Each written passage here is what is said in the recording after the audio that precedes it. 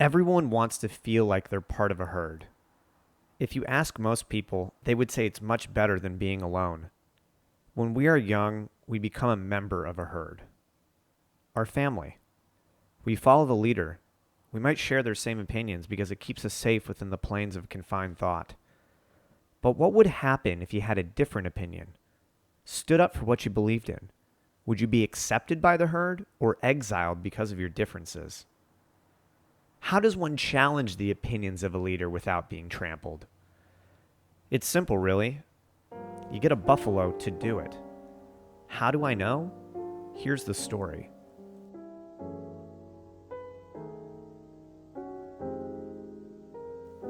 It was 2004, an election year, and my first day of high school.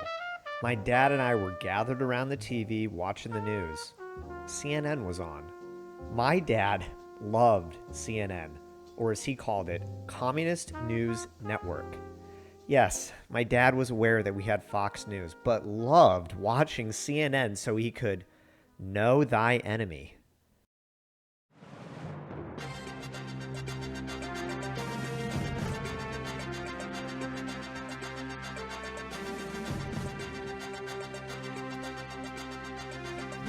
No, Anderson Cooper, we need less taxes, not more. Quit stealing my damn money, my dad said unapologetically after taking a bite from his morning bagel. Charred, of course. I nodded in agreement.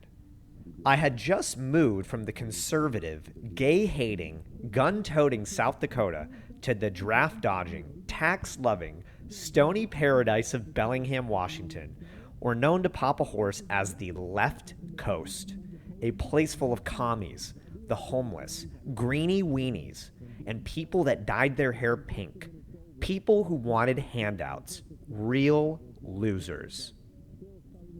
Oh, great. Another interview with Frank and Carrie. Let's see what this blowhard has to say about Al Qaeda. Let me guess that we should rehabilitate them. My dad snorted as he aggressively crunched his bagel. I again nodded in agreement.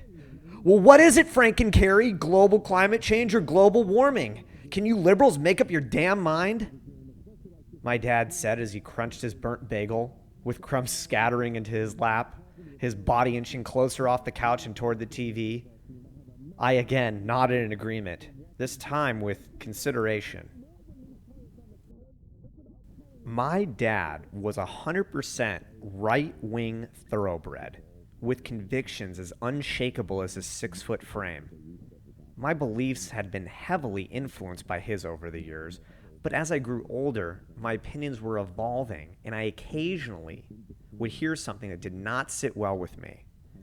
I desperately wanted him to know how I felt, but I was afraid to stand up to the Italian stallion. Oh yeah, socialized medicine sounds like a great idea, but who's gonna pay for it? Oh, that's right, me. My dad neighed as he reared his head, catapulted himself from the couch toward the television, while simultaneously trampling his burnt bagel in the process. My dad was passionate and wild. That's why his friends called him Horse, but to me, he was Papa Horse. I reluctantly nodded. I was sure glad I wasn't that bagel.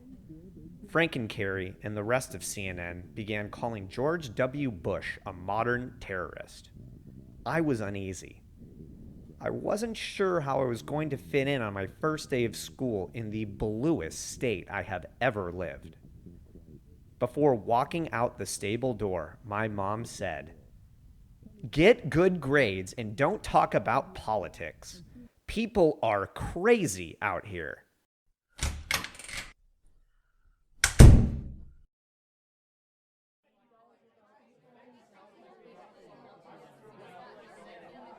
The school morning started with world geography. I sat in the back corner of the class and tried to be as unassuming as possible. Kids filed into the classroom of all colors and backgrounds, the likes of which I had never seen.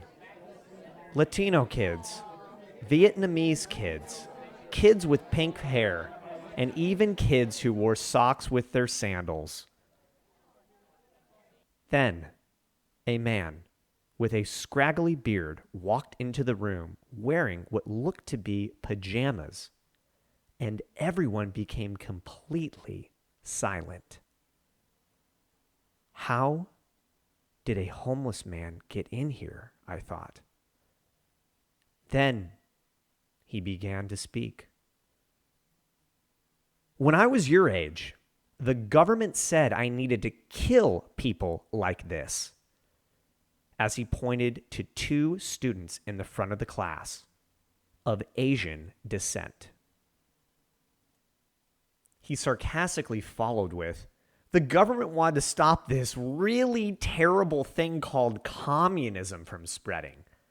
They thought this little third world country where people rode horses instead of driving cars was going to start the spread of communism and destroy America and the world. Oh no, guess what? They didn't. Papa Horse was right. First, a pink-haired student, and now a coked-out homeless communist.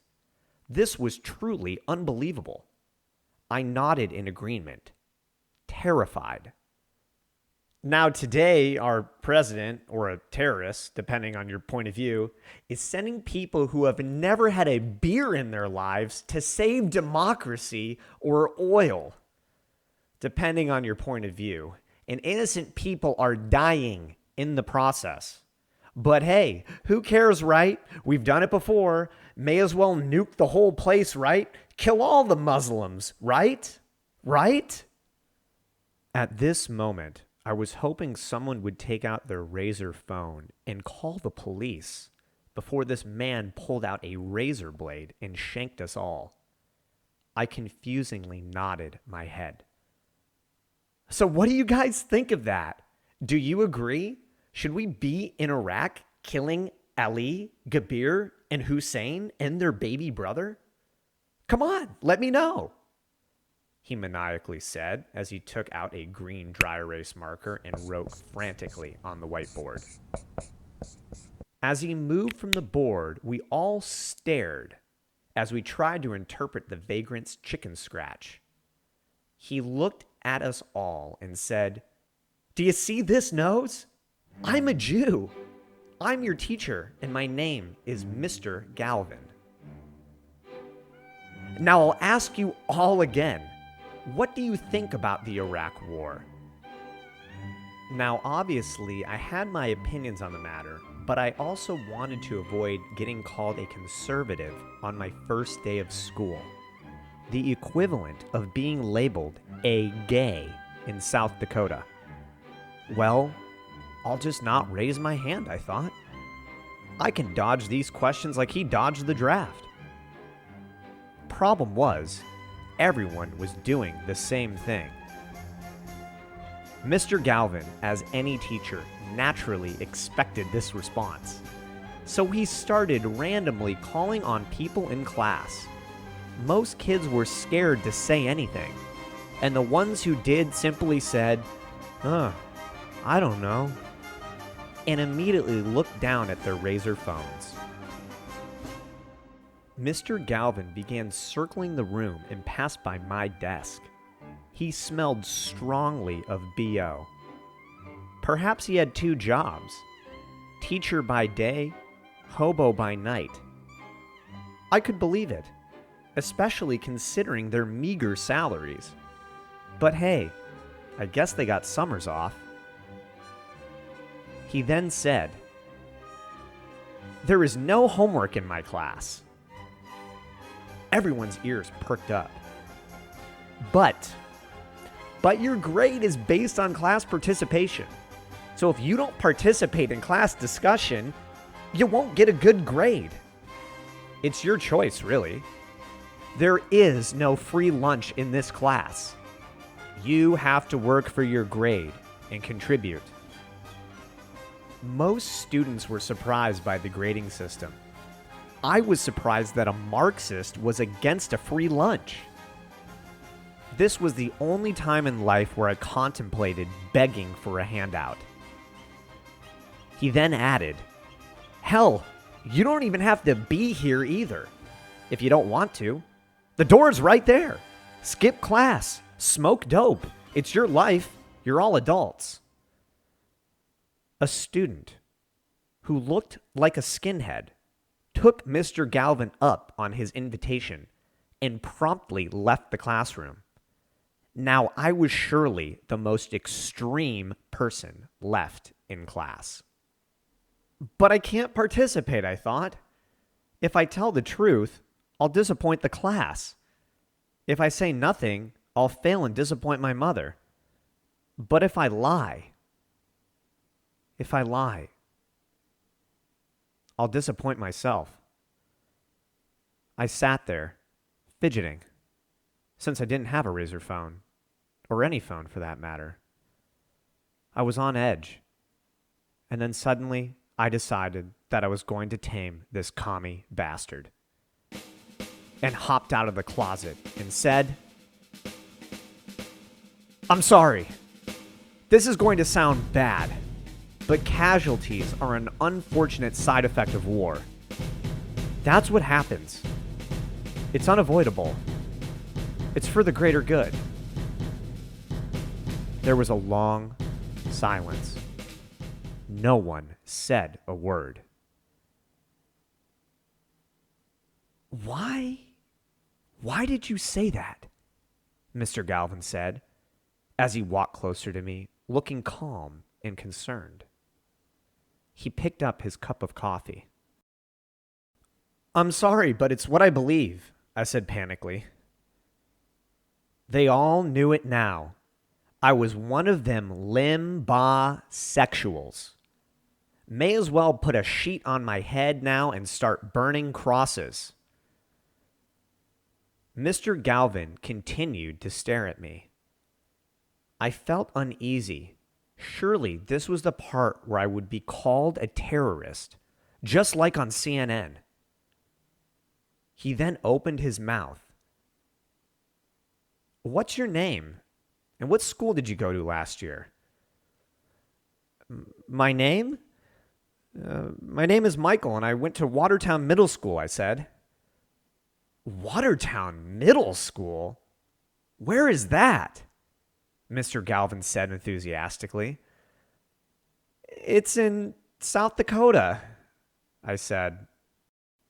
"South Dakota? South Dakota, yeah, I know that place. That's where Buffalo Bill was from. That guy who was famous for killing all the buffalo in the Great Plains about 100 years ago," he said, smiling as he turned to the class to provide a teachable moment from my lineage. "Well, your name is now Buffalo Boy, not Michael," Mr. Galvin said as he winked at me. I felt a bit more relieved. Buffalo Boy. That sounded better than terrorist. But then Mr. Galvin added, "But guys, do you know why he killed the buffalo?" His smile changed to a scorn. "For sport, right? He just liked to shoot things?" Wrong. Buffalo Bill killed the buffalo so the Native Americans would have nothing to eat. And so they died.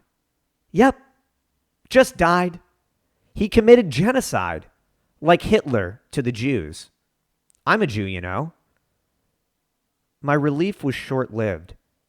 I didn't want to be Buffalo Boy anymore. Mr. Galvin was like Dr. Jekyll and Mr. Hyde. One moment he was calm, and the other moment completely loony. Mr. Galvin turned back to me. "So that's what you believe? That the war in Iraq is necessary, and that casualties are bound to happen, and that's completely okay with you?" I hesitated. I'm sorry, but yes, that's what I believe." Mr. Galvin rubbed his chin and set his coffee down, bent over to my desk, and placed his hands carefully on the table. "Wow. Then why are you sorry for it, Buffalo Boy?" I paused. I wasn't sure what to say, so I sat there with the entire class staring at me. Mr. Galvin continued to glare. He sighed and said, "Why are you sorry for telling your true opinion? Because if it is your true opinion, you shouldn't be sorry.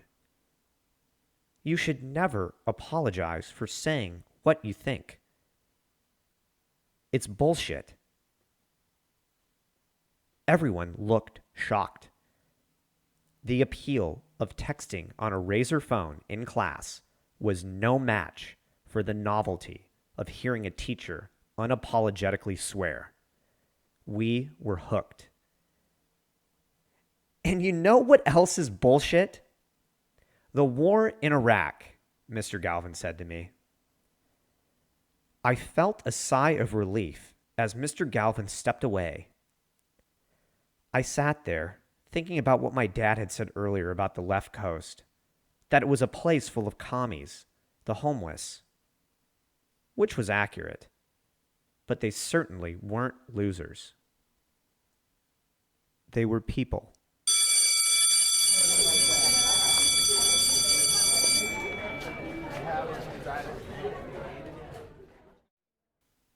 Later that day, I returned to the stables to tell my parents about my first day at school. I told my father what Mr. Galvin had said in class. My dad responded with, "This libtard buffoon is teaching my children. Does he also think that the village raises the child?" As he smashed his fork violently into his pasta.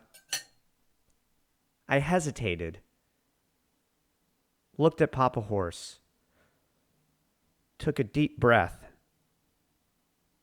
and unapologetically said, I didn't agree with Mr. Galvin on everything, but I like him. He's a good teacher. He makes you think.